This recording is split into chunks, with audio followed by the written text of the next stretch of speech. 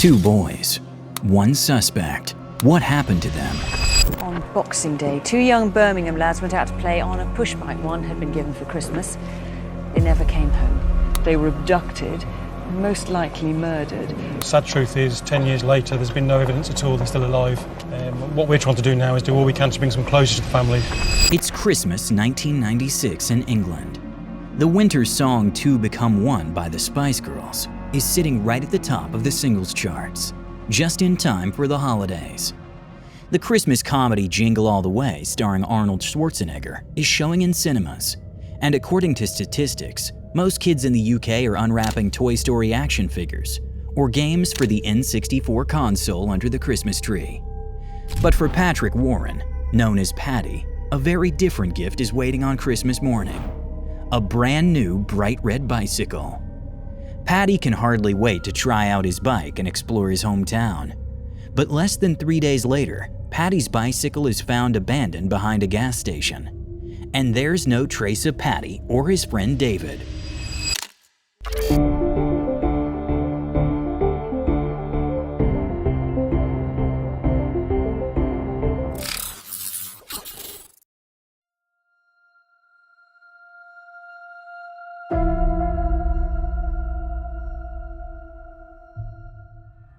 Patrick Warren grows up in the 1990s in Chelmsley Wood, a small town right near Birmingham and close to the airport. It's a classic working-class area with simple but cozy row houses. A little gray and industrial, but full of families. And that means plenty of playmates. Paddy has no shortage of those at home either, with 7 siblings. Still, he gets along great with kids from other families too. Since early childhood, Paddy has been friends with David Spencer, a boy from the neighborhood. David is already 13, 2 years older than 11-year-old Paddy. The families have known each other for years. There's a lot of trust between them, so the kids are often allowed to stay out late, especially during the holidays. It's December 26th, known in the UK as Boxing Day. Paddy and David spend the whole evening riding around on Paddy's new bike. Just before midnight, David stops by his house on Circus Avenue. He tells his parents that the boys are planning to sleep over at Paddy's older brother's place. The brother is already an adult and lives just a few streets away. David is usually a quiet, gentle kid, but he has another side. Because of some minor incidents, his family has had trouble with youth services from time to time. Since he was 12, David hasn't been attending a regular school anymore. He struggles with rules and reacts aggressively when told what to do. He sometimes uses what he's learned in boxing training to handle conflicts. And that, of course, doesn't go over well in school. A doubtful advantage of all this is that despite being only 13, David is what you'd call streetwise or street smart. It basically means someone who knows how to handle themselves in tough or dangerous situations in big cities, even if that comes with a bit of overconfidence. Maybe that's why David's parents don't worry too much about the two boys walking over to Paddy's brother's place at midnight. But it seems Paddy and David never actually head there, because there, they never arrive. Instead, they go to a nearby gas station, where they buy a pack of cookies. The employee working that night later remembers seeing the boys come in around 12:45 a.m. and leave right away. Through the window, she saw them sit down on the sidewalk across the street to eat their cookies. Shortly after, the boys disappear. On December 27th, a red Apollo laser bicycle is found behind the same gas station where Paddy and David were last seen. But police won't learn for weeks that the bike belongs to missing Paddy. When the gas station workers saw the boys sitting there, Paddy didn't have the bike with him. That would suggest something happened to them right at that spot. After all, why would an 11-year-old boy willingly leave behind his brand new bike? Or could there be a reasonable explanation?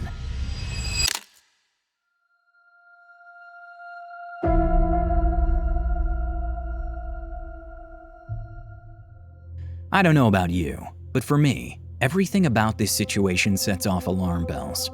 Two young kids disappear in the middle of the night in an urban area, and the brand new bike of one of the boys is left exactly where they were last seen.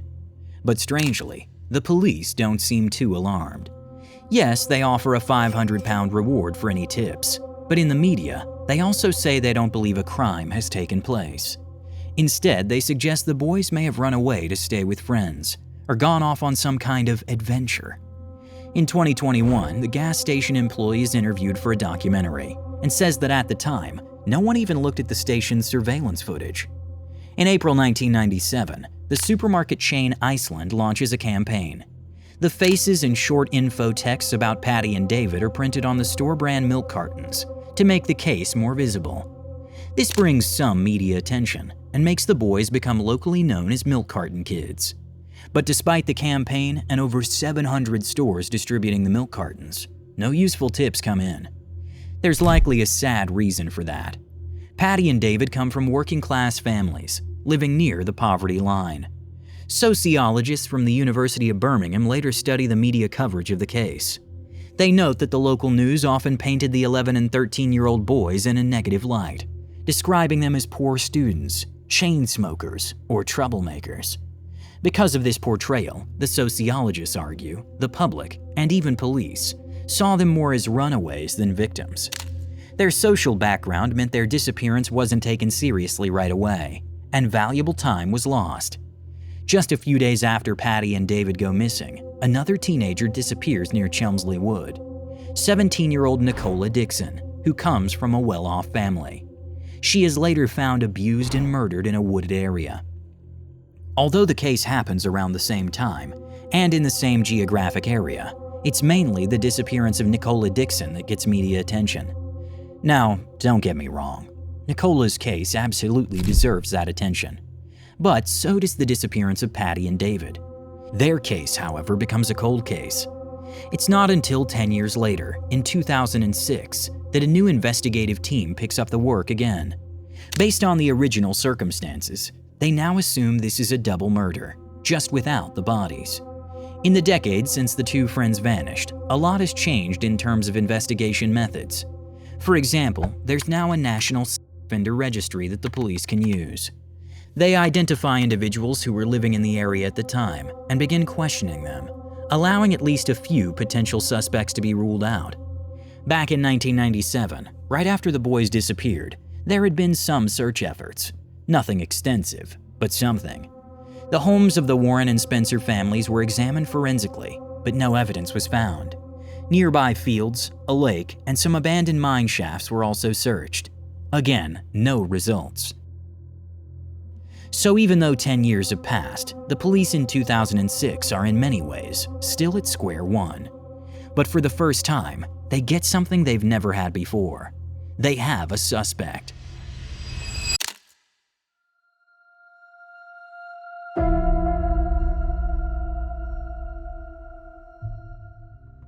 Brian Field lived in Solihull in 1996, just a few kilometers from Chelmsley Wood. At the time, not only did he have a large van, basically the perfect vehicle for a kidnapping, he also had a deeply disturbing criminal record.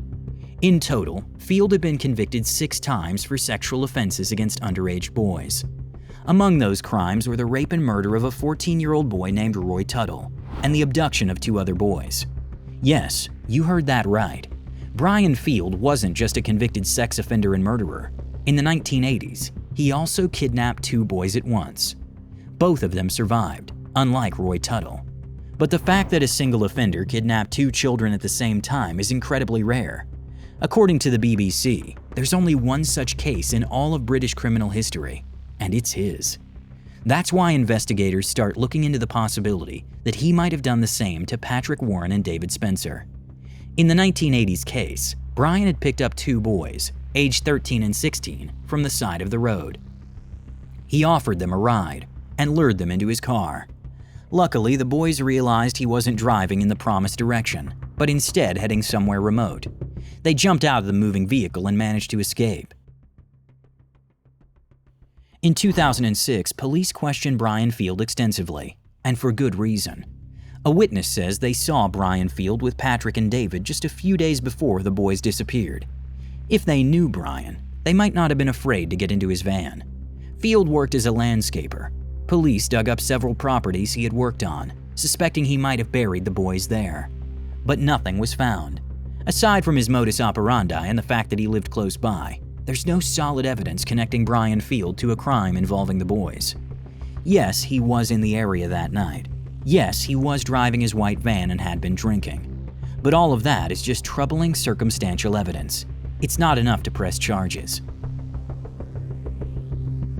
He was already in prison by then. In 2001, Brian Field had been convicted for the murder of Roy Tuttle, a crime he had committed all the way back in 1968. That means he got away with the rape and murder of that boy for over 30 years. When he was finally convicted, investigators began looking into his possible connection to 25 other cases. Among them was the murder of a 13-year-old boy named Mark Billington, which happened in 1984.